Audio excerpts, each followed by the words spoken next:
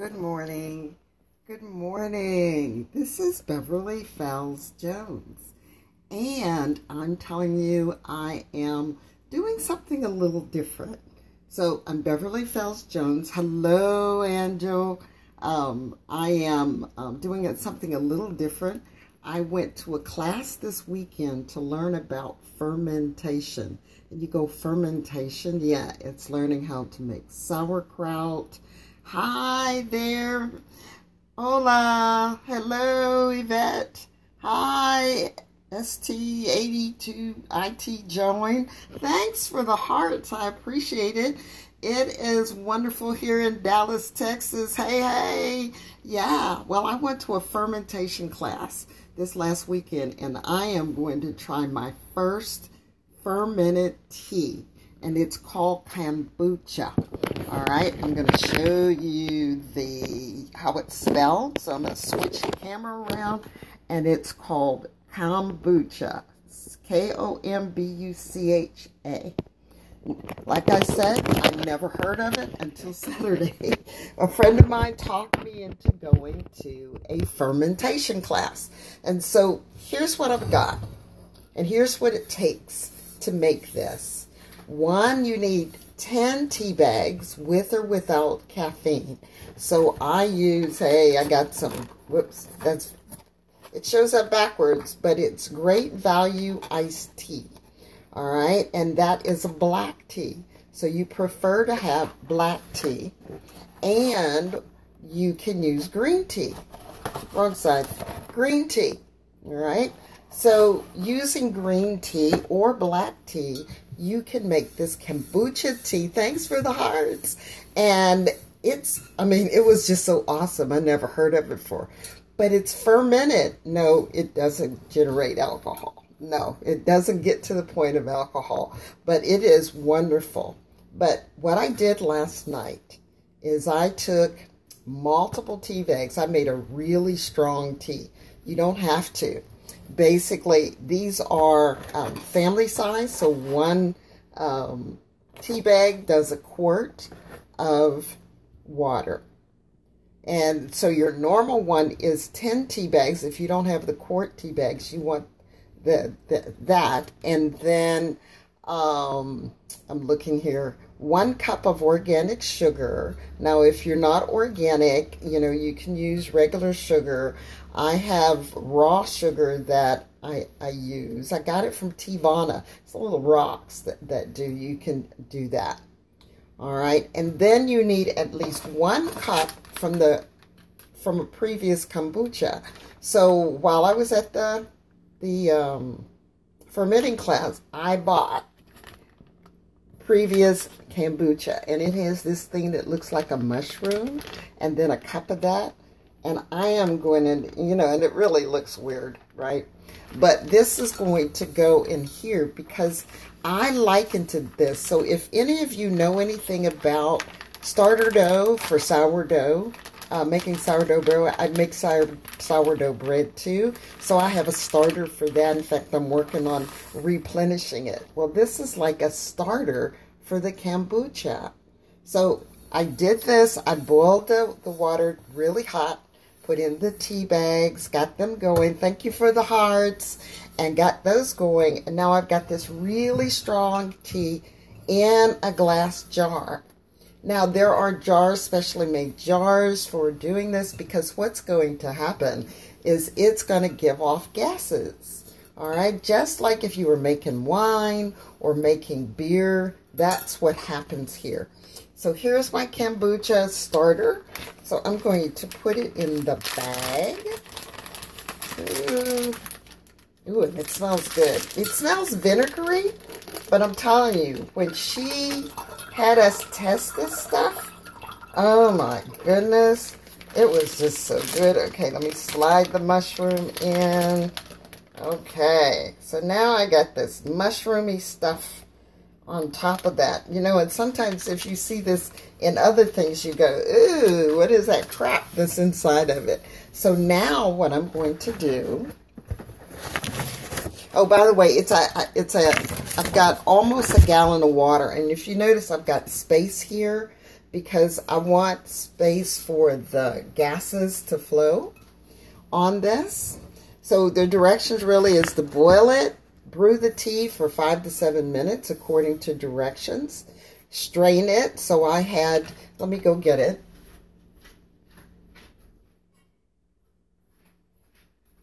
So I had a strainer, see, and a couple of my tea bags broke. So this is cheesecloth, and I have my strainer, and I strained the tea.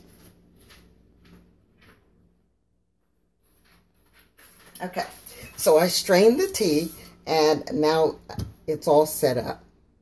The sugar was added while it was hot, so the sugar is totally dissolved, and that is about 1 cup of organic sugar, but I'm a sweet thing, so I added a little bit more. I know, but that it gives it more sugar to work on in order for it to, right, ferment. So I'm looking at that. So here's what I'm going to do. So now you take a cloth, and I've got lots of 100% cotton cloths because I'm also a baker. And when you make pastry, you know, sometimes thanks for the heart. So when you do the pastries, I put my pastry flour down the 100% cotton and do the pastries and then do. So I'm using one of those pastry cloths. And so now I'm covering it. I'm putting a rubber band around it to hold it on. Now, this is a regular sun tea bottle. But, you know, I've got my lid, but I don't want to use this. I don't want the gas to escape so much. But each day I'm going to check on this and see how it's brewing because I can see what's going on. Now, this gets to sit. Let's see, how many days does this get to sit? I think it's 7 days. All right, so for 7 days, this gets to sit in a warm place. And this just happens to be Texas, right? So it's going to be warm. I don't keep my house super cool with the air conditioning because I want to get used to the heat. So when I go outside, I don't sweat too much. But that's what this is. So in about 7 days, this mother stuff, right, this thing will really be floating near the top pretty much. Now, it's going to be folded because the lady that gave me the mother, her pot was a little wider, but it was a glass jar with a little wider opening. But mine's going to be smaller. So as I begin to make these things, because new mothers form as you make the kombucha. Now, here's the key with the kombucha. What you do is that if I taste this after 7 days, and I'll take a little baster thing and go to the bottom because I don't want to mess with the mother at the top. And I'll taste. If it's too sweet still, I let it sit a few more days so that some more of that sweetness and that sugar can use. Now, there's plenty of directions online for this, but those of you who are on Facebook, I would recommend that you join a Facebook group called Fermentation with Nicole Fossey, F-A-U-S-E-Y, or you can just like me on Facebook, Beverly Fells, F like in Frank, E-L-L-S, Jones, and then you can find Nicole on my friends list, because Nicole's name's a little hard to spell and find her. I'm caressing this thing like I love it. It's so great. All right. But, you know, share this because this is I'm going to come back to you and tell you how this really tastes. But you can take this, and once it's fermented, then you can add organic grape juice to it. She pulled the glass and add a little bit. The other thing she did, which was like, this is so good, is that she added rosemary and basil to the tea and let it marinate in that for a while, and it was so good. Oh, this is really good. So this is the kombucha. I'm going to, when I decide that I'm going to make the other drink it's called water kefir Kefir, which is another fermented drink. And no, like I said, it's not alcohol. It's not alcoholic, not unless you let it become that way. I'm going to do a demonstration on doing the water kefir. But I'll keep you informed on how this particular fermentation is working. And do it. Hello, positivepower21.org. Hello. Thank you for joining. So we've got that going. But I'm telling you, this idea of fermentation is too cool. One of the things I also learned was that there was a woman whose refrigerator broke down. And she didn't want to get a refrigerator right away. So she decided to say, how long could she go without that? Hello, Villa Speaks 8. How long could she go without buying a refrigerator? So I'm waiting for Nicole to tell us how long it takes. Thanks for the hearts. And what happened was the woman has gone 7 years without buying a refrigerator doing fermentation. I learned, like I said, I learned how to make sauerkraut, how to do pickles, and not just pickles with cucumbers. It's pickles with cauliflower. Anything can be pickled, including potatoes. She gave us a way to do that too. So I'm kind of fired up after this class on Saturday. So we will see how this kombucha, for those of you who are just joining, this is, and I know this is backwards, right? But it's Kombucha, kombucha tea, right? And it is so good. And it is non-alcoholic. It has a little vinegary, but you can mix things with it. Like I said, rosemary and basil she had in a bottle, and she marinated the tea in it. But this is also, here's the other reason why you want to do fermentation. You've heard on the news and all these advertisements about probiotics, you know, those things for your stomach. All right, well, this helps get those probiotics. Yeah, because we also learned how to make yogurt too.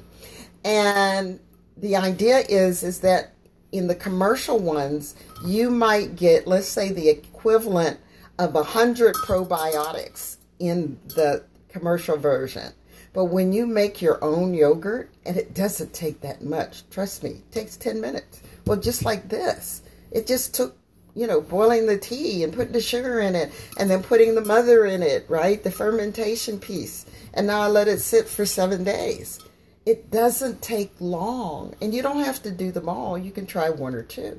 But probiotics helps you to be healthy. It helps your stomach. It helps your digestion. So I said it was like getting 100 probiotic wiggly things. Let me call it that. All right. In the commercial version.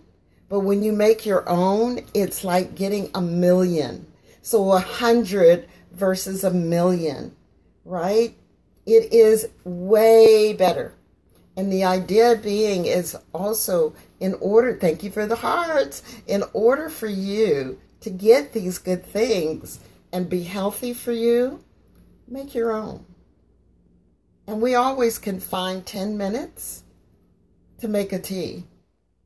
The key is being patient. I've got to wait 7 days to test this and see how much sugar has been eaten up. And then we'll do it. And when I do that, I will come on air and we'll taste it. And then I'll add a little organic grape juice or something to it. But this is kombucha tea. And it's sweetened, it's sweet tea, and it's produced through fermentation. Now, it says plain kombucha has an acidic, vinegar-like flavor in addition to the original sweet tea flavor. All right? So the strength of the tea can be adjusted. I added extra tea bag. I made an extra strong version because that's what I like. You can buy kombucha in the grocery store, health food stores, all right, in the organic section. But remember, it's not going to have as much probiotics as when you make your own. So make your own. And Nicole said if you buy the version in the store, you can use it as the starter for your own tea. So the key is heat destroys yeast, right? So we want this cool, right, when we access it. But we want to keep this around 75, 80 degrees. And like I said, I keep my house pretty warm. Thank you for the hearts. I keep my house pretty warm. So that is how you make it. Let me review the ingredients for you. 10 tea bags, with or without caffeine. They also, Nicole recommends herbal teas if you have a resilient mother. All right, well, I'm doing it with the black tea, the black and green tea. Thank you for the hearts. 1 cup of organic sugar, but you can use regular sugar if you're not on the organic kick yet. And then 1 cup minimum of a previous batch of kombucha. You don't have that? Go to the health food store. Go to the Whole Food store and find yourself some kombucha and use that. It can be your starter to begin. A healthy mother. Now that's this mushroom looking thing there. Now you may be able to order these online. I didn't have to look because I bought it from the lady. Yeah, I always wanted to try this. Yes, well, Jennifer, this is just too cool. I mean, I'm just really excited because the class just taught me a whole lot of things about taking care of my body and using naturally fermented things. And you may have missed, she was talking about a lady whose refrigerator broke, and she hasn't bought a new refrigerator for 7 years because she started fermentation. I just love it. All right, so we got the Healthy Mother, filtered, distilled or mineral water. I always keep distilled as well as spring water in the house because I use distilled water in my things. The water here has a little minerals in it, so I don't want to use it. Boil 1 quart to 1/2 gallon water to brew the tea. And brew according to directions. Strain and discard the tea bags. I showed you that. Add the sugar and stir to dissolve. Wait for tea to cool till 90 degrees or cooler, and add refrigerator water. I made this last night, and I just got up this morning and did this. And then just wait 7 days. 7 days. So this is Monday. So 7 days is next Monday. So we will see what this looks like. In the meantime, I'll check on it because I don't want the gases to get so strong that it causes my jar to go. And like I said, this is a regular sun tea jar, but there are fermentation glass jars. I looked at them on Amazon and they're around $10 for a gallon jar. So your key is to be careful. And then I can bottle this, so I can go to like a wine store or brewery and then buy some of those bottles that they can, bottle in things that are effervescent. But you've got to be careful. The other kind of bottle is the kind that, and I don't remember, but it's like the little lid that comes up on top and you put it in and you clamp it down. Those also help. But again, because it gets fizzy, you want to be very careful with the glass you have. So thank you for joining me. Share this with anyone you think would be interested in trying something new and fantastic. Or look in your area and see if anyone is teaching fermentation. It is an interesting class. So when I'm ready, and I'm getting ready to make the sauerkraut, because I plan to do that too, I will be online. Oh, all of a sudden, I don't know what happened. Maybe I'm not close enough. All right. Well, sometimes, this phone acts silly sometimes, but we will see. Anyhow, I want to thank you for staying with me, and I wish I could give you hearts. But again, this is Beverly Fells Jones. My website is commandingyourlife.com. That's commandingyourlife.com. Visit me on my website. I don't put cooking stuff on here. This is just something new that I found. Take care. Thank you for the hearts. Take care. Bye.